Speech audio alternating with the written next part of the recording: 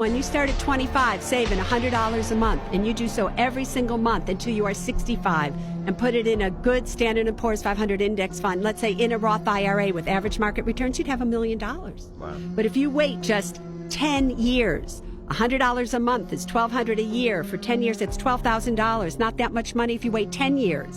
And you start at 35, at 65, you'd have only $300,000. So those 10 years cost you $700,000 at $100 a month.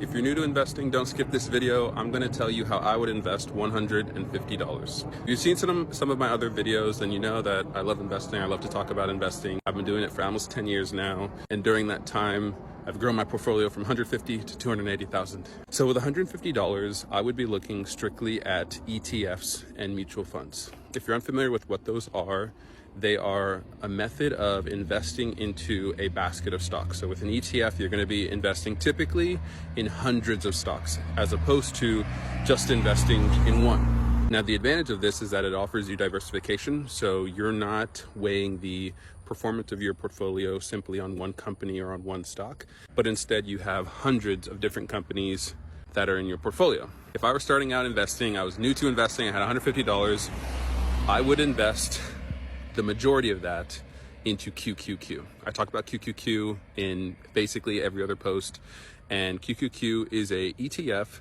that looks to track the NASDAQ. I believe there's 102 stocks within that fund, and a bulk of the companies held within that fund are tech companies. Aside from that, there is consumer goods, and then there's also, I believe, healthcare within that fund. So if any of those areas sound interesting to you, or you want to invest in those areas, QQQ might make sense. Alternatively, if I didn't want to invest in QQQ, I would put that money into SPYG, SPYG.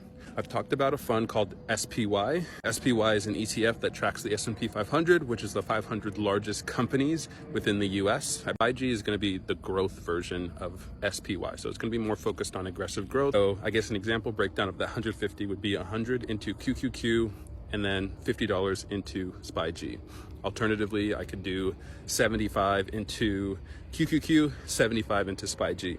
This way, not only am I getting exposure to the stock market through these different indexes, but I'll be investing in technology, which has been performing well of late. And then I'd also be diversifying into the 500 largest companies. Many of those are tech, so there would be overlap. It is worth considering that the top holdings of SPYG and the top holdings of QQQ overlap, and there's a lot of similarities. And so for that reason, realistically, if I were starting out investing, I had $150, I'd probably do 100 into QQQ because I love QQQ, and then $50 into SPY, which is another ETF. Again, I've mentioned that it holds the 500 largest companies in the US, and that would be my starting portfolio. Another alternative is if you didn't want to invest into funds and you wanted to invest into individual stocks, you could just pick any company that you know, any company that you like, and then invest in that. For example, if you love Chipotle, you could put the 150 in Chipotle. Kava, you could put the 150 in Kava or Lululemon or Microsoft or any other company that is traded on the stock market. I've had people ask me about Roblox. You could invest in Roblox if you wanted to with that 150. At the end of the day, I think it's easiest to invest either into a mutual fund or an ETF or into something that you know, a company that you know whose products or services you utilize. And so for that reason, if I was starting out today with $150, I would put 100 into QQQ and then $50 into SPY. Through my experiences over the past 9 years, I found that it's just more balanced of an approach as opposed to investing in individual stocks. If I could go back in time, I would have put more money into funds as opposed to individual stocks because my portfolio doesn't always perform as well as the market because sometimes I have too much tech. Tech underperforms relative to the stock market. That means my portfolio underperforms relative to the stock market. So I go back in time, that's one of the biggest changes I would make. And so if I was starting out today, I'm going to say this the last time, I would split my money between QQQ and SPY. Hopefully that's been helpful. If you're looking to learn more about investing, hear about mistakes I've made, successes I've had in the stock market, please follow and like for more. Here's how I'd invest $10,000 if I were to start over again, coming from someone who's achieved financial freedom in their 20s. First, I'd invest $3,000 into an S&P 500 ETF like SPLG, VTI, or VOO. Next, I'd invest $6,000 into a growth ETF like FTEC, VUG, or QQQM. Next, I'd invest $1,000 into a passive income, dividend-paying ETF like VYM and SCHD. I'd prioritize investing in these with my Roth IRA, and once I maxed out my contributions there, I'd invest the rest through my taxable brokerage account. How would you invest $10K? Let me know in the comments. If you go to a cocktail party and somebody comes up to you and says, I have $100,000 I'd like to invest, what do you would recommend that person do with $100,000? What do you think is a good idea to do with $100,000 today? Sometimes they do, and I give them the most boring answer ever, S&P 500. Just buy an index. Buy the index. You don't have to worry about the quarterly earnings of a company. Did something change? Did somebody change management? You don't have to make this your full-time job. Just buy the index, and you're going to be okay. But $100 invested every month from age 25 to age 65, averaging 12% in a good growth stock mutual fund Roth IRA is $1,176,000. So if you're listening to this show and you are under 40 years old and you don't retire with $1 million, that's no one's fault but yours. It's your fault in this country if you retire broke. It's your fault because you made a freaking fortune in your working lifetime. You work your butt off your whole life and you have nothing to show for it. Nothing. It's ridiculous. It's absolutely ridiculous.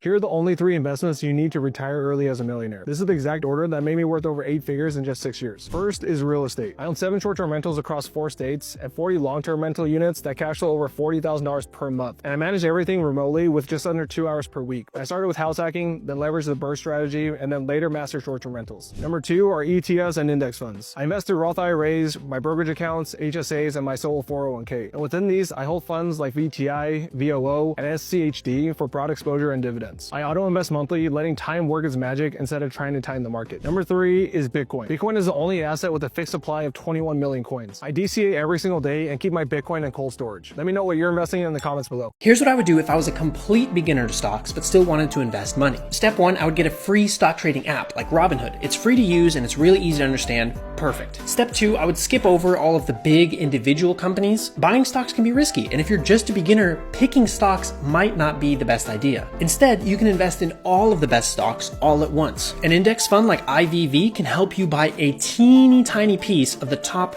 500 companies in the US. And with Robinhood, you can literally invest almost any amount of money. I am literally buying a small piece of 500 companies with 20 bucks. I just turned 33 and I have a $5 million net worth. Now, I didn't come from money, I didn't grow up with money, but I learned everything I could about money so that I could get rich. And now it's my goal to help you get here too. How am I going to do that? Today I'm going to teach you how to buy a stock. I know everyone keeps saying you need to invest, but nobody actually tells you how. Today I am going to change that for you and teach you the simple process that you can take to start building wealth while you sleep. And to get you super excited about this, I want to show you what I mean when I say investing isn't for the rich, it's how you get rich. So look at this. Let's say you invested $50 a week for 10 years out of your entire life. Just 10 years, that's it, from the age of 20 until 30. That would give you $43,000 with over $17,000 of that being free money. $17,000 for free is pretty cool, but that's not the best part. If you left that $43,000 invested and didn't save or invest another dollar, by the traditional age of retirement, you would be a millionaire with over $1.1 million being free money. Any additional money you saved or invested would have just gotten you to millionaire status sooner. So are you freaking ready to learn how this is done? First thing you're going to do is just simply open an account with a brokerage. It is super easy to do this. You can go ahead and put in your information to create an account. I personally really like Wealthsimple. It's easy to use, they have no fees, they have really great reviews, and they have really great customer service. You need an account with a brokerage because these are the companies that give you access to the stock market. Now, Wealthsimple is Canadian, but in the US, I like Vanguard and Fidelity. After you open the account, you can move the funds, so you add the money into the account and you use this money to buy investments.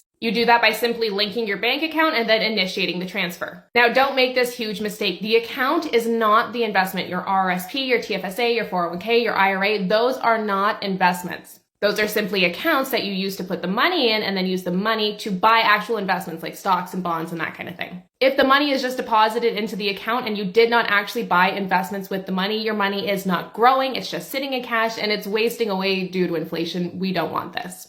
To buy the investment, you are going to type in the ticker symbol of the investment that you want to buy. The ticker symbol is just the short-term name for the investment. Now, I don't like buying individual stocks, and that is because we don't know what individual company is going to do the best. Even the experts can't get this right. And we don't want to gamble with our money, right? We want to make money, not lose money. So I buy investments called ETFs or index funds or asset allocation funds, and basically these are like baskets of stocks. This allows me to buy little pieces of all of the companies. Stop looking for the needle in the haystack and just buy the whole haystack. The whole haystack, aka the entire stock market, has gone up on average 10% a year for the last century. So here we have the ticker symbol at the top. You click on it and more information about the investment is going to come up. Now, a lot of people say to just invest in the S&P 500, but I think that's a mistake. You're only getting US companies and there's only 500 of them. I prefer something like this asset allocation fund. It's VEQT. It's the Vanguard All Equity ETF. This has over 13,000 companies spread out worldwide. So now once you've chosen your investment, the next step is going to be to actually buy the investment. You choose the account you want to use. I have $85 sitting in cash in this account. That means money that is not an investment. So that's money I can use to buy more investments. And then you're going to come down to your order type. I usually use market buy, which means just buying at the current price that it is right now. But let's say I didn't have $36 in this account. What I could do instead is do a fractional buy, which allows me to buy a piece of this investment. It's still going to perform the same way. It can just allow you to buy sooner because you don't have to save up the cash in your account to get to that certain price point. And then you execute the order and you can sit back and let the market do all the work for you. If you want to learn more, I'm your girl. I have a free investing masterclass. It is revamped. We've added a lot of information like the best investments to buy, the best times to buy, what investments to avoid, if you should do crypto, how to have money right now instead of having to wait until you're old to get it, and literally so much more. And it is 100% free. So go and grab your spot right now on our website. It's only available for a limited time. Let's get you rich. What's the best finance advice you've ever gotten? Save $20 a day. 20 a day times 365, 7,003. A year times 2 years, 14,006. 3 years, 21,009. 10 years, 73,000. Compound interest, 78 grand. Save 20 a day, and you always keep broke away. The reason why people don't have money is not how much money you get paid, it's how much money you save. I know people who work McDonald's minimum wage, and they make more money than people make $40 an hour because they understand where they at. So they save trying to get hired. And then the people who make more money, they spend more money, and they get more habits. You know what I mean? Yeah. Hey, good luck, good life. You know what I mean? Yeah. But you gotta save money. Without saving money, you got nothing to invest. That makes sense? Yeah. That was some good advice.